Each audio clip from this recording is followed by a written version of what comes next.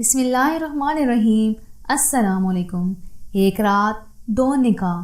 سندس 3 بھائیوں کی اکلوتی بہن تھی، خوبصورت، دلکش، حسین، گھر بھر کی لاڈلی، اپنی مرضی سے رہتی۔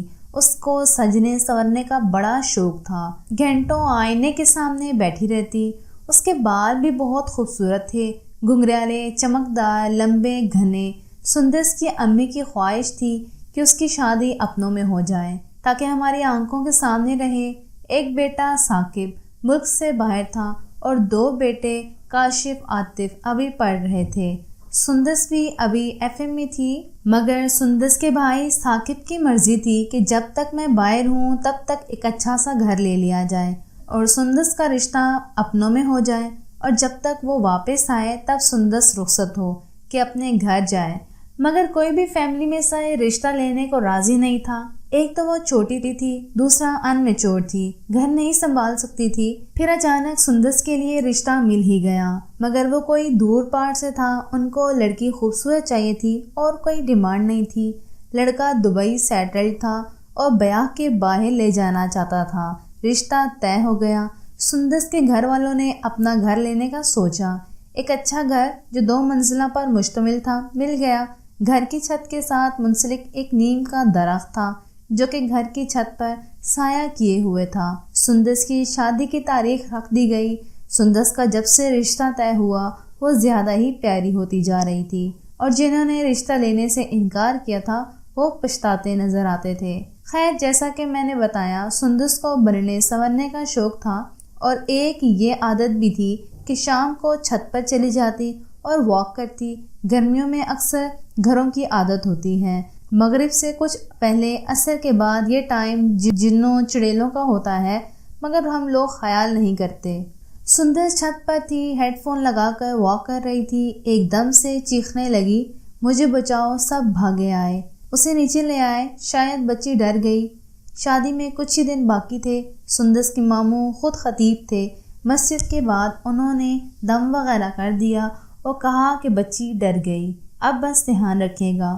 کوئی 1 ہفتے کے بعد سندس ایک رات ہڑبڑا کر اٹھی اور رونے لگی۔ سب جمع ہو گئے، کہتی کہ میں مر گئی ہوں اور مجھے قبرستان دفنایا جا رہا ہے۔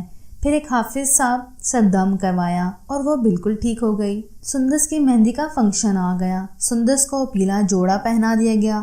بھائی بھی آ گیا۔ بھائی ثاقب کی آخر یہ لاڈلی بہن کی شادی تھی، اور سندس کو اتنا روپ تھا کہ نظر نہ ٹھہرتی تھی۔ مہندی کے فنکشن میں ہی نکاح کر دیا گیا۔ لڑکا دیکھ کے لوگ حیران رہ گئے، اتنا ہینڈسم اور ایسے قسمت کھلی بچی کی، مگر آگے کیا ہونے والا تھا کوئی نہیں جانتا تھا۔ مہندی کا فنکشن اچھے سے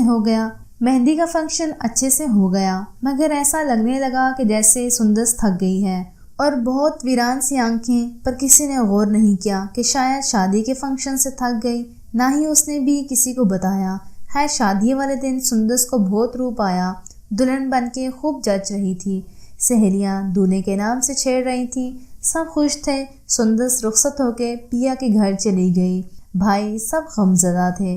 1 گھنٹہ ہی گزرا ہوگا، بامشکل سندس کے بھائی کو کال آتی ہے کہ آئیں اپنی بہن کو لے جائیں، ہمارے ساتھ دھوکا ہوا ہے۔ وہ بیچارے بھاگے پہنچے۔ آخر ہوا کیا؟ پہلے ہی دن کون سی بات ناگوار گزر گئی ان لوگوں کو۔ جب بھائی ثاقب اور کاشف ان کے گھر پہنچے تو ان کو دلہن کے روم میں لے جایا گیا، تو دیکھا کہ سندس کے بال بکھرے ہوئے ہیں اور ہاتھ پاؤں بری طرح مڑے ہوئے۔ دولہے بھائی نے کہا، کیا آپ نے دھوکا کیا؟ ہم سے اس کو لے جاؤ، اس بیمار کو ہم نہیں رکھ سکتے۔ اسی وقت اس نے طلاق دے دی، اور ان کے سامنے ہی دولہے میاں نے مہمانوں سے کہا کہ صبح میرے ولیمے کی تقریب ہے، تو میں نہیں چاہتا کوئی تماشا بنے، تو کون ہے جو مجھ سے نکاح کرے گی؟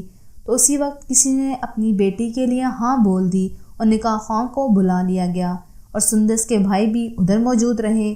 لڑکے والوں نے آنے نہیں دیا اور ولیمے کی تقریب پر بھی دعوت دی۔ اب پھر سندس کو حافظ صاحب کو دکھایا گیا۔ انہوں نے کہا کہ میں حاضری نہیں لگا سکتا، میں اپنے استاد محترم سے رابطہ کرتا ہوں جو کہ گجرات میں تھے۔ اب ایڈریس لے کر سندس کو گجرات لے گئے۔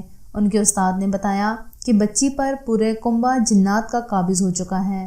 ہوا یہ کہ جو نیا مکان انہوں نے لیا وہاں نیم کا درخت تھا، اس پر جنات کا کنبہ آباد تھا۔ سندس تیار پرفیوم تیز لگا کے چہل قدمی وہاں کر رہی تھی۔ وہ سب کے سب اس کو چمٹ گئے۔ کوئی 2 ماہ تک علاج چلتا رہا۔ اس دوران سندس اتنی کمزور سوکھ کے کانٹا ہو گئی، کسی جن کو بال پسند آئے تو کسی کو خوبصورت پرفیوم کی خوشبو کی وجہ سے وہ چمٹ گئے۔ وہ کہتے ایک اتارتے ہیں تو دوسرا چمٹ جاتا ہے۔ سندس بالکل ٹھیک ہے، لیکن اس کو بار بار 2 ماہ تک چیک کرانا پڑتا۔ بھائی نے بہت صبر کیا، اتنے میں سندس صحت مند ہو گئی اور پیاری بھی ہو گئی۔ اور حیران کن بات یہ ہے کہ جو گھر انہوں نے چھوڑا، اسی گھر میں جو لوگ آئے ان کے بیٹے کے ساتھ سندس کی شادی ہو گئی۔ وہ ایک بار پھر اسی گھر میں آ گئی جہاں اس کا بچپن تھا۔ اس کا شوہر بہت اچھا تھا، ایک بیٹا بھی ہے اس کا۔ سندس کے میکے والوں نے گھر بھیج دیا، کہیں اور شفٹ ہو گئے۔ وہ ڈر گئے کسی اور کو مسئلہ نہ ہو جائے، کیونکہ مولوی صاحب گجرات سے نہیں آ سکتے تھے، وہ بوڑھے اور کمزور تھے۔ تو اس کہانی سے دوستوں میں یہ سبق ملتا ہے، ہم تیز پرفیوم لگا کر اور اس طریقے سے عصر اور مغرب کا جو ٹائم ہوتا ہے اس میں ہمیں منع کیا گیا ہے کہ ہم باہر چہل قدمی نہ کریں اور اپنے آپ کو جتنا ہو سکے کور رکھیں۔ امید ہے آپ کو یہ سبق سمجھ آ گیا ہوگا۔ نیکسٹ ویڈیو تک کے لیے چینل کو سبسکرائب کر لیجئے تاکہ نئی اگلی اخلاقی کہانی سب سے پہلے آپ تک پہنچ جائے۔ اللہ حافظ۔